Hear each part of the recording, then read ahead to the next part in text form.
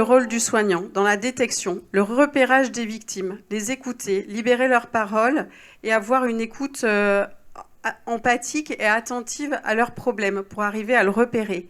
Et en ça, grâce au comité de lutte contre les violences à nouveau, on a pu mettre en place des formations qui sont destinées à tous les professionnels qui travaillent dans l'établissement, de sorte à ce que la question « Avez-vous déjà été victime de violences au cours de votre vie ?» soit une question facile à poser parce qu'on a quelque chose à proposer lorsque la réponse est oui, ce qui n'est pas quelque chose d'habituel finalement. On est souvent un petit peu désarmé, professionnel de santé, quand on a la réponse oui à cette question. Donc ici au Medipôle, on peut orienter ces patientes vers la consultation médico-juridique. Il faut former les médecins, il faut former le personnel soignant en général. On propose une formation là, à tous les internes qui passent par le Medipôle, parce que c'est par là en fait qu'on va sensibiliser de plus en plus de personnes.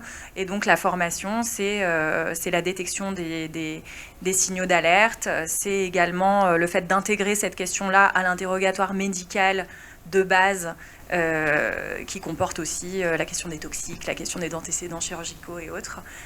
Voilà, c'est la banalisation aussi de cette question en fait au sein d'un interrogatoire.